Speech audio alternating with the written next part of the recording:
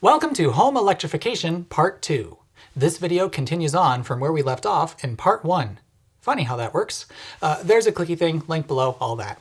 In the previous video, we talked about the capacity problem that many homes which rely on fuels will run into as they make the switch from burning stuff to harnessing the power of the grid, and how load management solutions can sidestep that issue. Here, we'll talk a little bit more about that, then discuss some truly plug-and-play options that are on the horizon and in some cases available now, before finally discussing some strategies to deal with this happening. It does happen sometimes, but that doesn't mean we can't be prepared for it. Last time, we talked a lot about smart breaker panels. Those can absolutely do a whole heck of a lot to make home electrification attainable for more people. But they're not the only way to meet the goal of spreading electric demand around. It may be worth having those smarts depending on your priorities and preferences. But here's a simpler idea. Sharing. Right now, general practice is to give every high-draw electrical appliance its own dedicated circuit in your breaker box and its own dedicated run of wiring. But maybe that's overkill. Consider this shot I keep reusing. The water heater and dryer are right next to each other. Both of them have their own run of 10-gauge wiring going back to the panel and their own 30-amp breaker. As designed, the electrical system here accounts for a potential 40 to 50 amp draw when both of these appliances are running, and together they require 4 slots in the panel. But is that truly necessary? What if instead we ran a single circuit to a very slightly smart junction box that ping-ponged power between either the water heater or the dryer? If it detects current draw from the dryer, it could simply shut off the water heater for the duration of the dryer's cycle, using the same circuit for 2 tasks. There are tons of different ways this could be done. It doesn't even need to be smart at all if you don't want it to be. A simple switch that lets you toggle between one or the other would suffice. So long as you can prevent both items from running together, then the electrical system only has to account for a single 18 to 24 amp load, which not only frees up more capacity to do other things, but also lets you save a couple spots in your breaker panel. And as we discussed, a conventional storage water heater is a battery. You can delay recharging it and use that circuit for other purposes, and you probably won't even notice. If you saw my electric vehicle charging guide, you may remember the idea of using a dryer outlet to charge a car. That's another great way to use one circuit to do 2 things, and there are commercially available products which make switching between the 2 tasks happen automatically. Oh, and the energy diverting device can live anywhere. You don't necessarily need to be lucky and have your dryer close to your water heater. It could simply be an add-on that lives next to your breaker panel, with 1 wire going in and 2 wires going out. As a matter of fact, this would be helpful to me. I'm officially out of slots for breakers in this panel after adding an electric stove. So once the time comes for me to get a cold climate heat pump, I'll need another 2 slots if I decide to add heat strips in the air handler. If I can combine the water heater and dryer into the same circuit, well, there we go. Done! Electricity is an incredibly flexible thing we have access to, and the possibilities are virtually endless.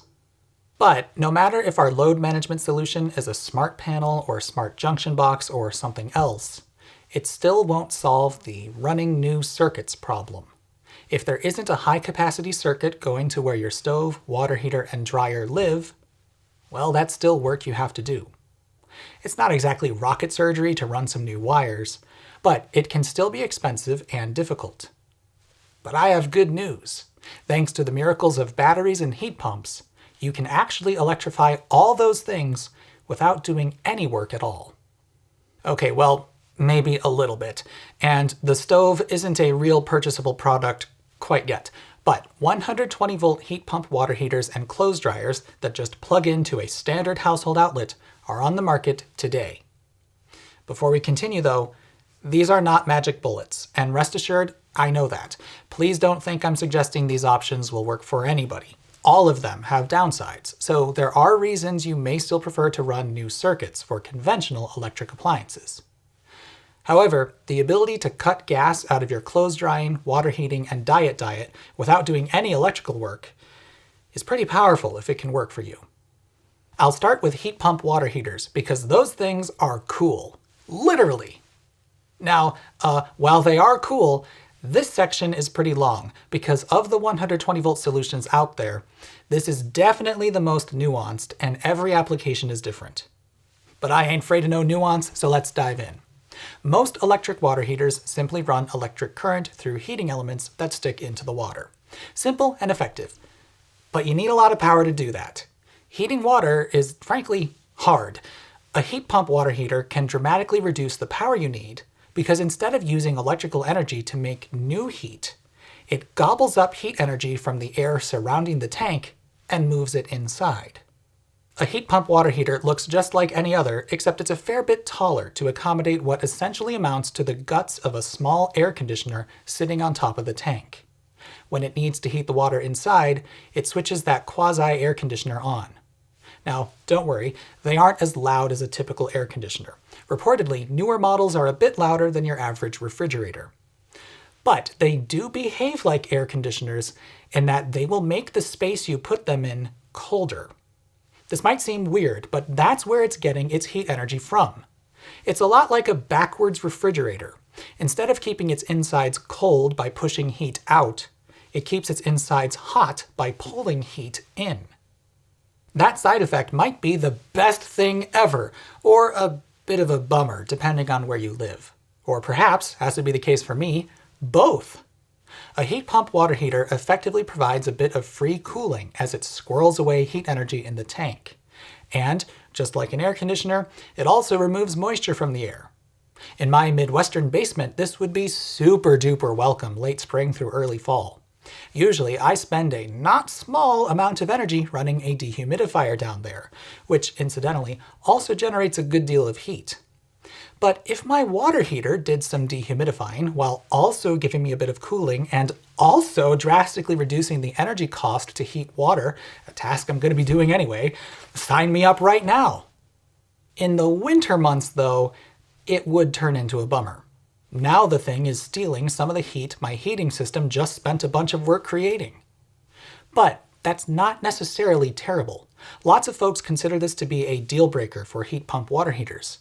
However, I would submit that so long as the building's primary heat source is more efficient than resistive electric heat, which I sure hope it is, a heat pump water heater will still save energy even if you need to run your heat a little more often. Still, there are significant drawbacks to consider. First, we should address the cylindrical elephant in the room. A storage water heater, no matter what heats it, is a pretty large object that you need space for somewhere. To be clear, lots and lots of homes already have space for it because they've got a very similar cylindrical elephant in the room right now. But a fair bit of newer housing developments have embraced the tankless lifestyle, and some older homes have moved in that direction for the space-saving advantage tankless water heaters provide. I don't blame you for wanting that, but there's just one big problem with its small size. Almost all tankless water heaters are powered by gas or propane.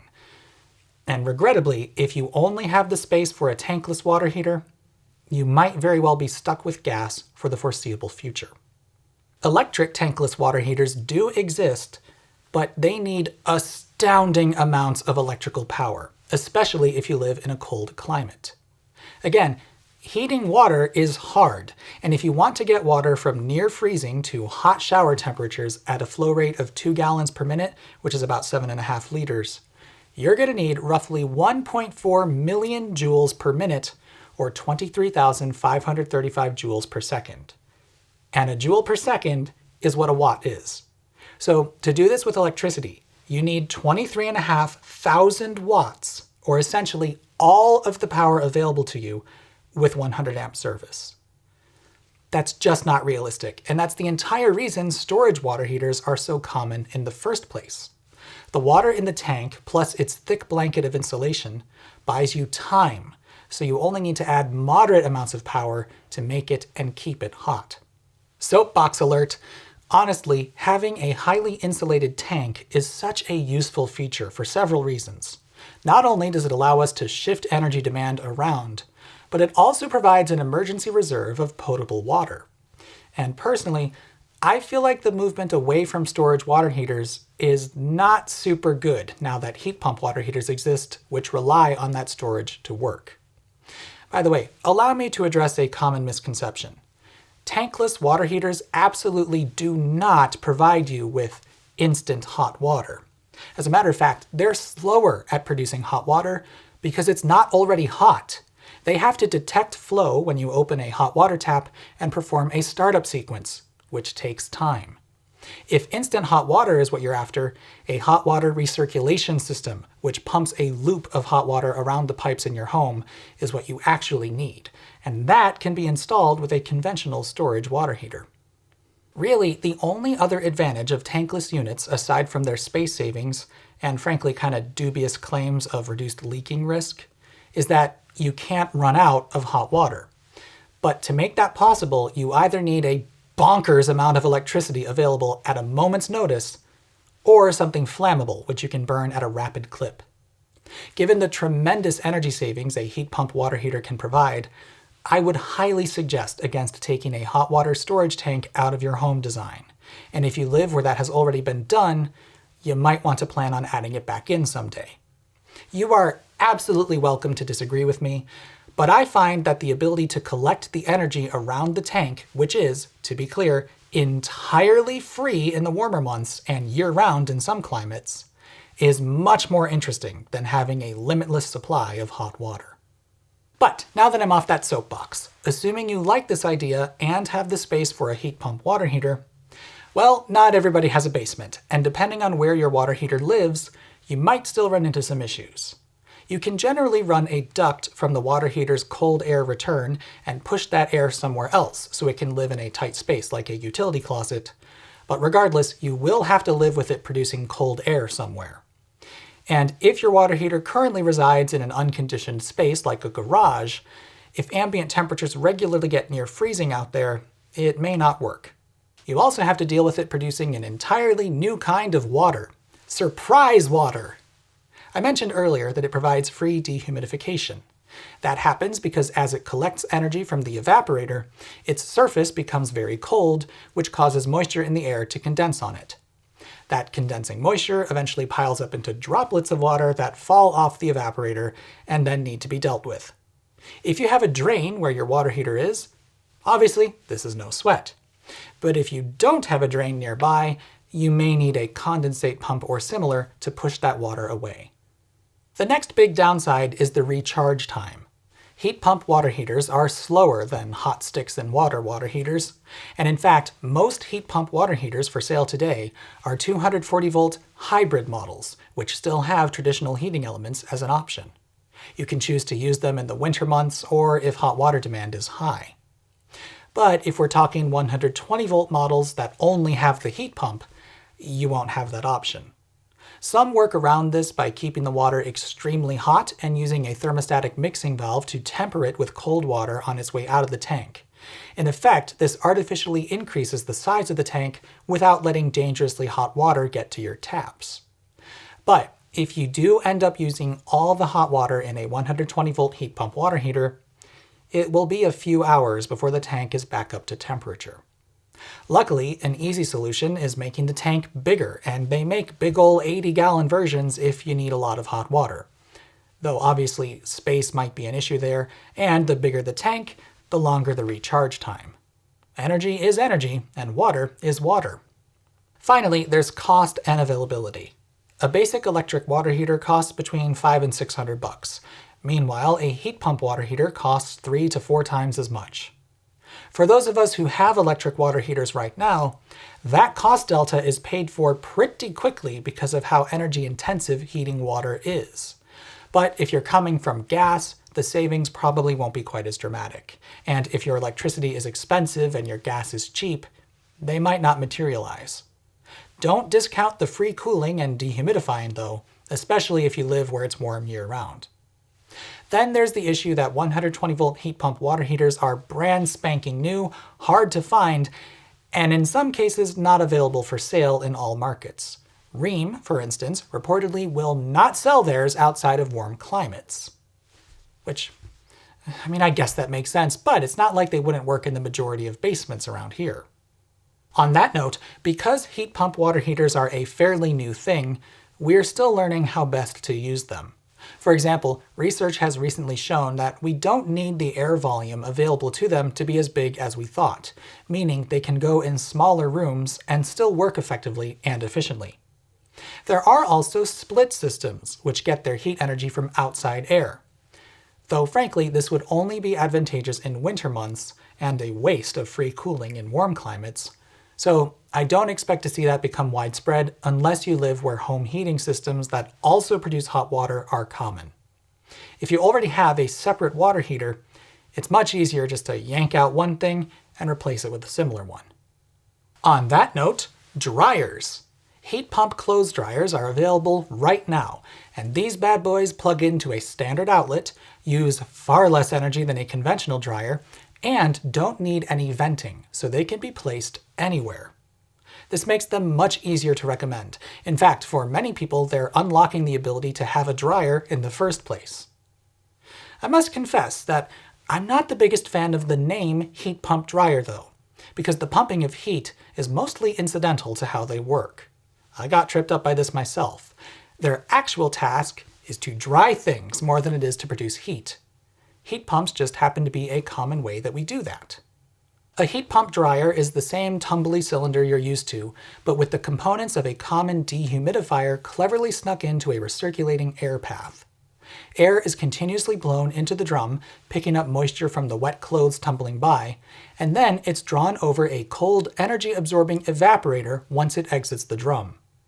The cold surface of the evaporator causes moisture in the air to condense on it and fall out, and then that same air immediately goes across the hot, energy-releasing condenser, which increases its temperature and thus decreases its relative humidity. That now dry air will go back into the drum to absorb more moisture from the clothes. Then it leaves, goes across the evaporator and dumps that moisture again, goes across the condenser and gets hot and dry again, goes back into the drum to absorb more moisture from the clothes again, and this repeats ad nauseum till the clothes are dry. The thermal feedback loop created here does gradually increase the temperature of the air circulating throughout, but the drying action mainly comes from the fact that it's constantly drying the air, which naturally allows it to absorb more moisture from your clothes. Really, this is more like forcibly line drying your clothes in a compact space with a constant breeze of warm, dry air. Heat pump dryers don't really have any installation concerns at all, but they do have some drawbacks. First is, again, purchase cost and availability. They're more expensive than a conventional dryer right now, and pretty rare, all things considered. But since they're really just dehumidifiers, I am all but certain they'll get cheaper and easier to buy with time. The second is that they're a wee bit more fiddly to use. The water that gets extracted from your clothes becomes deposited in a tank, which you need to empty every cycle or two. In addition to that added task, these dryers usually have multiple lint traps. You don't want lint getting onto the evaporator and clogging its fins, so extra filtration is designed into the machine, and that needs some extra attention. The last and biggest drawback is that they're significantly slower at drying clothes than a conventional dryer. It might take 2 or even 3 times as long as what you're used to. So if you have a big family and are constantly doing laundry, it might get in your way somewhat.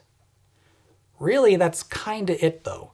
If you can deal with a bit of fiddliness and aren't in a hurry, you'll enjoy a dryer that plugs into a standard outlet, can be put anywhere, uses a fraction of the energy needed by a conventional dryer, doesn't blow huge quantities of conditioned air out of your home through a vent, which also saves energy, is probably less likely to start a house fire since it doesn't get all that hot and there isn't a vent pipe to trap flammable lint, and, which many report, is gentler on clothes because again, it doesn't get all that hot.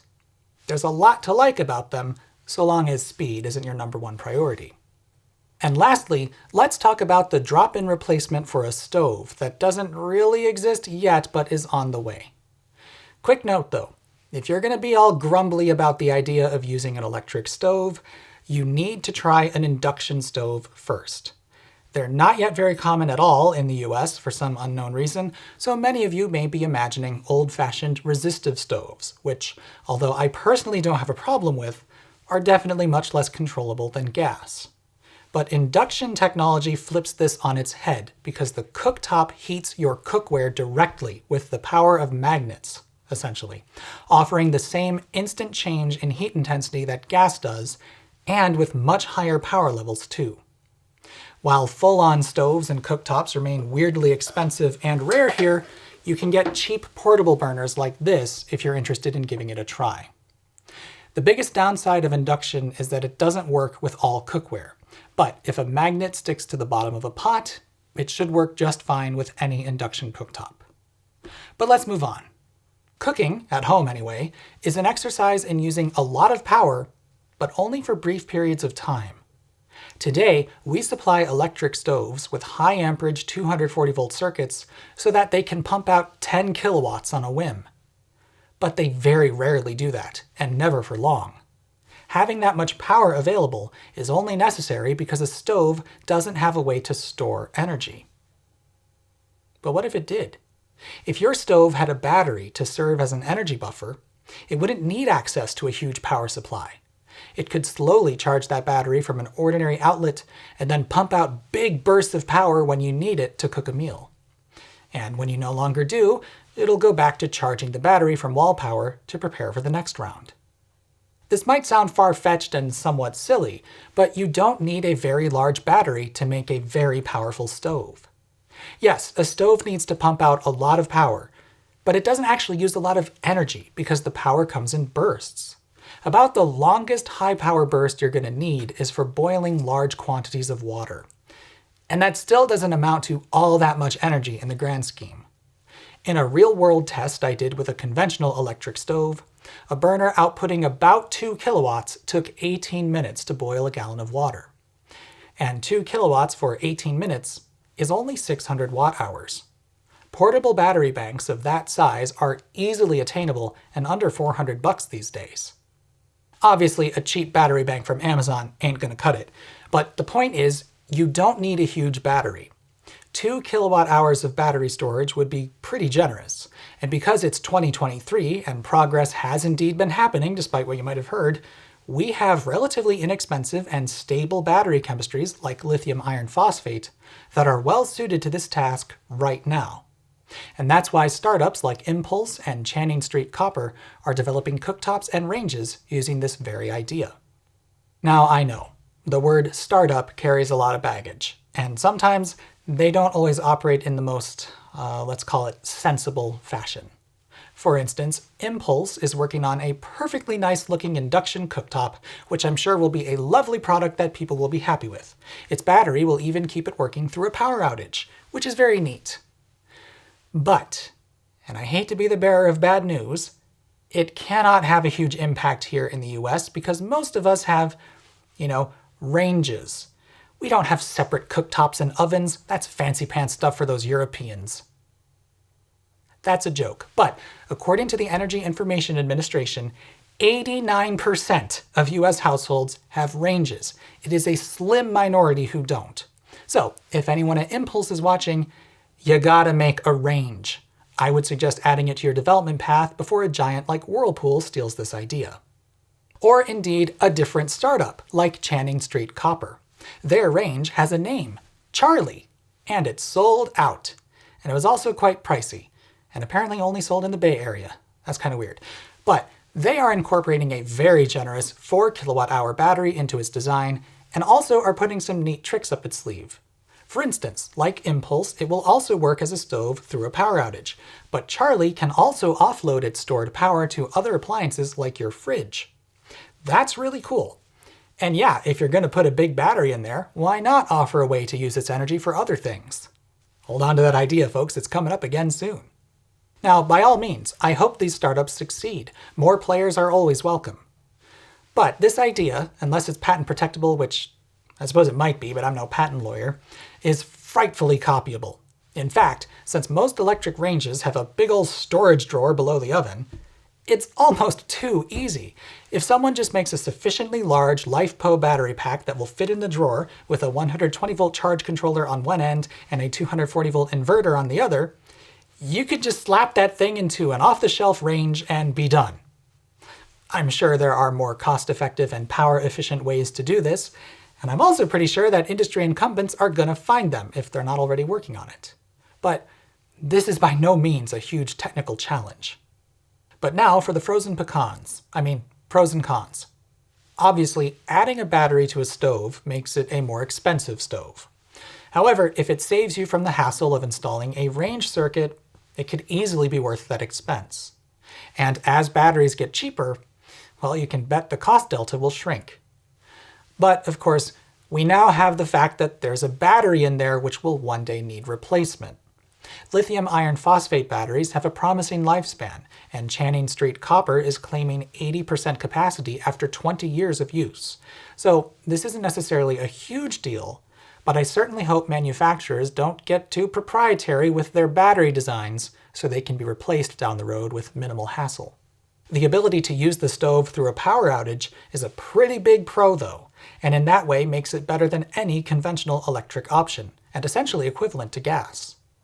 And if it can offload its stored power for other tasks, well, that makes it even more useful. Still, I must admit that I have some hesitancies when it comes to putting more batteries into more things, and don't think we should do it all willy-nilly. But this particular application does seem like a pretty dang good use of batteries. If a gas to electric stove swap is literally just a swap, that makes a whole lot of things easier, including, by the way, energy management on the grid. If a stove only needs a little bit of power, that's easier to manage than millions of stoves all switching on at dinner time. Plus, it could shift its power demand away from dinner time entirely. Batteries. They're pretty neat. I hope you can see that so long as the devices we've discussed here can work for you, getting to an all-electric home can actually be pretty easy, so long as the costs are reasonable. If a like-for-like swap can be done with your stove, water heater, and dryer, the only real challenge is retrofitting your heating system. And if you've got central air conditioning, that's not even that big of a challenge. Even if you don't, mini-split heat pumps, air-to-water heat pumps, and even packaged heat pumps can make the transition at least relatively painless.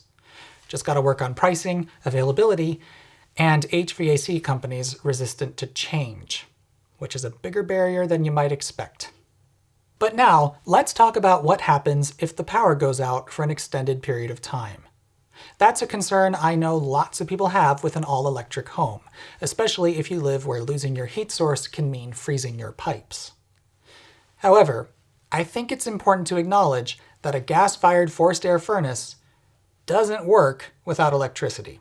Same goes for any boiler that needs power for its control boards, exhaust fans, and circulation pumps.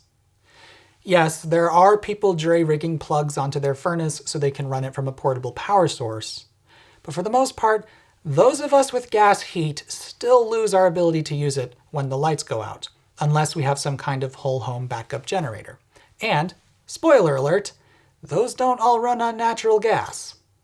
This problem is also, of course, very dependent on where you live and how reliable your electric power is. If you're close to a population center powered by a competent utility, you may lose power so infrequently that this discussion is pretty much pointless. But if you're very rural and lose it a lot, then yeah, you probably want some other energy source available, and I don't blame you. Although, if you're rural, there's a good chance you might well be using the thing I'm about to talk about. Regardless, please understand as we get into this section that none of these solutions are one-size-fits-all, and I know that. I'm just trying to throw some ideas out there. If you do desire an all-electric home, yet still need a backup energy source for emergencies, there are many, many ways to have one besides keeping your account with the gas company open. For instance, did you know that for many decades now, we have had standardized, very flexible, and cheap batteries, which hold about 120 kilowatt hours of energy in a portable, rechargeable package? You see these things everywhere and can get them at many big box stores. We just tend to use them for grilling and camping. That's right, I'm talking about propane and propane accessories. Now, to be clear, I'm not keen on us using propane all the time. I would actually like us to stop using fossil fuels, and propane is still made from fossil fuels.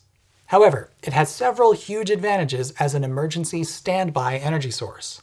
It's very shelf stable, meaning you can keep a tank around for years and not worry about the fuel going bad, and it has a low global warming potential, so leaks to the atmosphere are nowhere near as problematic as methane leaks. Stored propane can do pretty much everything natural gas does in a pinch, and many more things with the right equipment. To keep you warm, inexpensive portable heaters are available, some of which are approved for indoor use. Though air quality will quickly go to crap, so you better crack some windows if you're forced to use one of those. There are plenty of camping stoves which use propane, so you can keep cooking, and it can even provide you with a combination light and heat source with one of these things. Now, obviously, storing grill bottles and using them indoors, regardless of what they're hooked up to, is not without some element of risk. But on the other hand, neither is having a functionally limitless supply of methane coming from pipes in your walls, so on balance, well, I'll leave that risk assessment up to you. Just be careful and follow all instructions and warnings. There are also fairly inexpensive portable generators that can turn propane into electricity. Like any portable generator, they're loud and annoying, not particularly efficient, and are still plenty dangerous, especially if you don't use them correctly, but they exist if you insist. Now again, I'm definitely not trying to sell you on propane. That's the job of those influencer types. Somehow, it's not a cheap fuel. In fact, around here, it's not that much cheaper as a heat source than resistive electric heat. Where I live, even a mediocre heat pump is almost always cheaper to run than a furnace running on propane. I just think it's a pretty versatile temporary energy solution sitting right under our noses. And if you're keen on having some sort of backup heat source, it might be worth looking into. An investment of a few $100 can get you a couple of tanks, hoses, a heater, and a stove, and with frugal use of the heater, that should last you at least a few days. Definitely be careful though. In the long run, keeping a few propane bottles on hand for emergency use feels like a more sensible strategy to me than deciding to keep your gas hookup active just in case. Especially because there's generally an ongoing fee just to have that gas connection, which then incentivizes you to keep using it. Also, consider that while the natural gas grid tends to stay available during power outages, that's not always the case. You are still relying on an outside entity to provide you with energy, and there have been gas grid failures. Also, it's likely that the gas grid will become increasingly fragile with time as people use it less and the cost to maintain that infrastructure balloon on a per active customer basis. Food for thought. Now, while there are plenty of propane-powered products for everything I just talked about on the market right now, they're all, at least to my sensibilities, some level of sketchy and dangerous. In the context of emergency use, I suppose that's par for the course, but I would welcome the development of safer emergency heat options, like maybe a portable furnace with a real heat exchanger that pushes combustion byproducts outside. And I should note that portable tanks are not the only option, as anyone who lives in a rural area probably already knows. So if you are prone to frequent and long power outages, you could even get a large 100+ gallon tank and sign up for propane delivery. Although, you may very likely already have that set up, and with the cost of propane, I imagine you're looking at electrifying your stuff anyway. Speaking of electrifying stuff, cars! An electric car might actually provide an important role in a power emergency. Of course, not everyone needs or wants a car, and not everyone who has one can keep it close to their home. But if you have an electric car, what you really have is a giant battery which happens to be mobile. And car manufacturers are increasingly offering ways to offload the car's stored energy for use around the house when you need it. My car offers a feature called Vehicle to Load. An onboard inverter will supply 15 amps of 120 volt AC power through the charge connector and a simple adapter. I recently ran a test to determine how long the car could power basic necessities, including a refrigerator, freezer, internet modem, and laptop.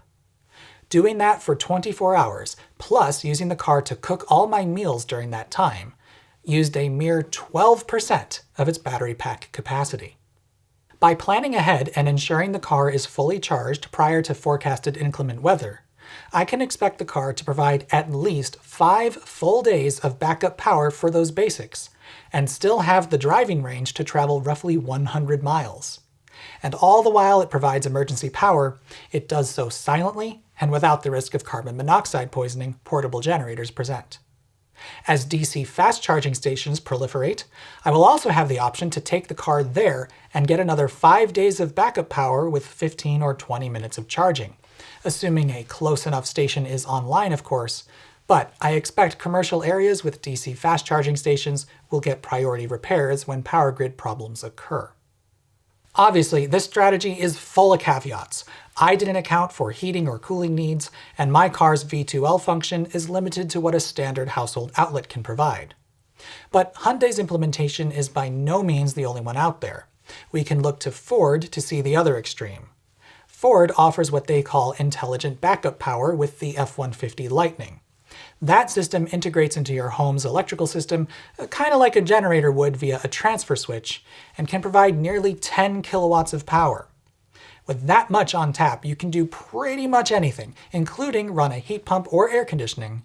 And with the truck's humongous battery pack, you can exceed a week of backup power so long as you cut out unnecessary consumption. Even with my car's rather limited system though, I'm personally quite confident in it to get me through at least the worst parts of a power outage. A lot of my confidence comes from circumstance though. Winter power outages are rare where I live and generally quickly repaired, and although summers can get pretty brutal, a lack of air conditioning is generally more annoying than it is life-threatening. But even then, I can always turn the car on and stay warm or cool inside of it for a while, if I need to. I also don't have the need to provide power to a sump pump or well pump, which helps a lot. But my point here is that while this approach absolutely won't work for everyone, and not all electric cars offer this feature yet, including some very popular models, it's definitely something to keep in mind. I've run into a lot of people who worry about what happens with an electric car and a power outage, but consider that they may actually provide a solution to power outages, at least for some people. But of course, there are nearly endless possibilities when it comes to providing backup power. Even a conventional car can provide power with an inverter in a pinch, and some hybrids out there feature powerful inverter systems that run off the traction battery, allowing you to turn the car into a competent portable generator if need be. Don't have a car? Big luggable battery packs are available with several kilowatt hours of storage and onboard inverters. Many of those can also be charged from solar panels, and if all you need is to keep a fridge and a few other necessities alive, a temporary setup of a few panels on the lawn could take care of you. There's also the resource we all have already, our communities. We can choose to spend many thousands of dollars building up our castles with triple redundant whole home backup systems to survive the purge. But in a real widespread power emergency, we can also lend a hand to our neighbors. This happens all the time, in fact. And so long as we put our efforts toward the right places, we can build up the grid to make it more resilient and decrease the frequency of power outages in the first place. That might include microgrid technologies where local energy storage and production can keep an area functional even without a connection to the broader grid. Or it could include, efforts to bury distribution infrastructure so it's less prone to trees falling on it. That might be worth it. An all-electric future shouldn't be scary. Your life is already like 95% electric. Yes, those 4 appliances gas can power are important, especially your heat. But I'll bet you've woken up to your heat not working at least once in your life. A furnace is still a single point of failure, after all. And there's so much progress we can make and are making with electricity. Batteries get cheaper, smaller, and lighter. Heat pumps get more efficient, generation gets cleaner and cheaper, and countless new innovations arrive every year which harness the power of electricity.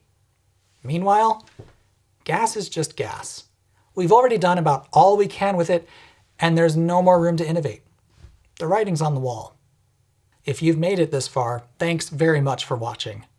I hope these 2 videos have helped you see what this future looks like, and that, thanks to how flexible electricity is, it doesn't need to be difficult to get there or be scary at all. We're in the early days of the transition, of course, and there's a lot that we'll be learning in a short period of time, including how to make each of these solutions more attainable. But I'm certain we'll get there, and probably sooner than you might imagine.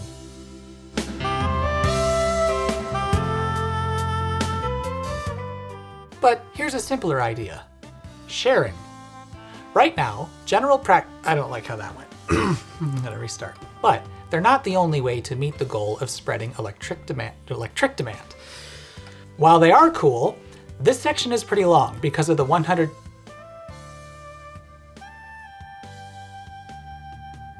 Oh. Oh, that's a clunkier sentence than I realized. If you're rural, you're probably using... Oh, crap. Don't change the words in the script. Provide you with a combination heat and light source with one of these things. I was hoping this would go smoother. There we go.